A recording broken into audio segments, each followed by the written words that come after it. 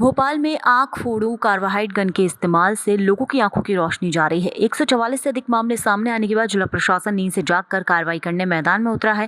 Bhopal collector Kaushalendra Vikram Singh ने शुक्रवार को प्रेस कॉन्फ्रेंस कर बताया कि दिवाली के मौके पर जिले में गन के प्रयोग से 10 बच्चों की आंख में गंभीर चोट पहुंची है, जबकि 15 लोगों की सर्जरी की जा चुकी है। शासन स्तर पर मुख्यमंत्री के दिशा निर्देश अनुसार उनके इलाज का प्रबंध करवाया जा रहा है। जिला प्रशासन ने CMHO भोपाल को इलाज संबंधित निर्देश जारी किए हैं। भोपाल कलेक्टर ने बताया, अभी गंभीर घायलों का इलाज जारी है और सर्जरी वाले भी डॉक्टर की देखरेख में परामर्श ले रहे हैं। ऐसे में आगे और बेहतर इलाज की जरूरत लगती है तो घायलों को एयर एम्बुलेंस की मदद से बाहर भी भेजा जा सकता है। उन्होंने बताया कि मामले में विस्फोटक अधिनियम के तहत 6 लोगों पर FIR दर्ज की गई है। गन की बिक्री पर जिला प्रशासन ने पूर्णतः प्रतिबंध लगा दिया है। आगे अगर कोई खरीदता बेचता पाया जाएगा तो उन सभी पर भी कार्यवाही की जाएगी।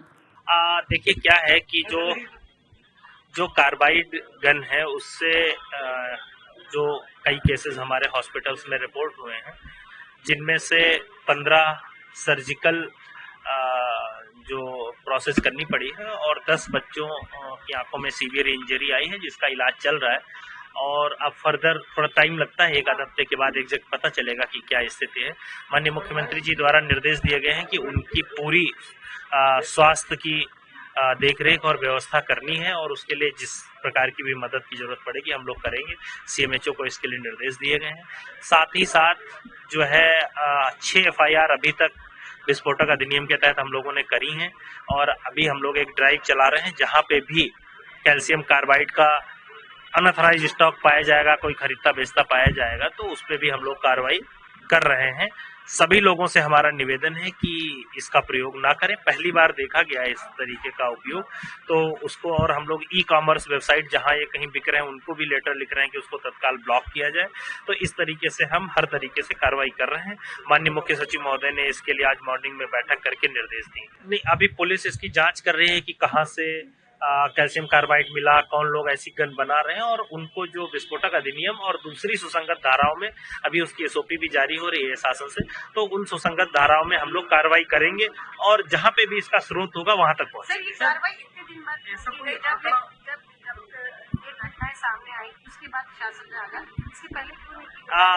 देखिए क्या है, इससे पिछले दिवाली तक तो कभी ऐसी कोई घटना प्रकाश में नहीं आई और हम लोगों ने जिन लोगों को लाइसेंस दिए थे उनकी हमने 9 अक्टूबर को निर्देश जारी किए थे, रेगुलर चेकिंग कराई थी। तो जो लाइसेंसधारी हैं वो लोग इन गनों को नहीं बेच रहे हैं। आपने देखा होगा कि कोई लोग खुद ही बना ले रहे हैं, कोई YouTube से सीख रहा है, कोई जमीन में 4-6 गन लेके बेच रहे हैं। तो मतलब जो लाइसेंसधारी हैं जिन पे हमारा कंट्रोल है वो लोग नहीं। तो जब इसकी सूचना आई 9 अक्टूबर को तो हमने टीम के दल गठित किए थे, 3-4 जगहों पे हमने रेड की थी, तो 55 गन जो है वो हमने जब्त भी की थी।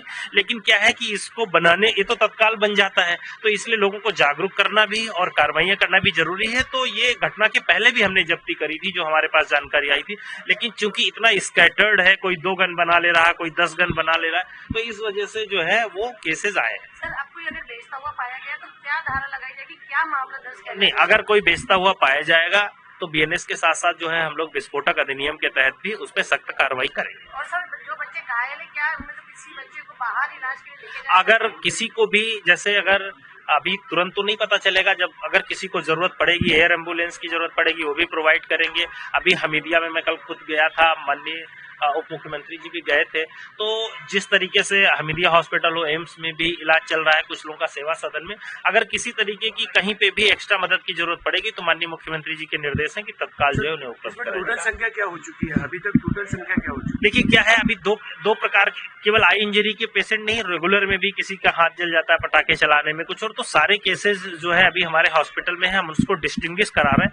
बट मतलब कुछ आंख में हल्का सा किसी को जलन हुई, उसको उन्होंने डॉक्टर के पास गए और ठीक करके घर भेज दिया गया।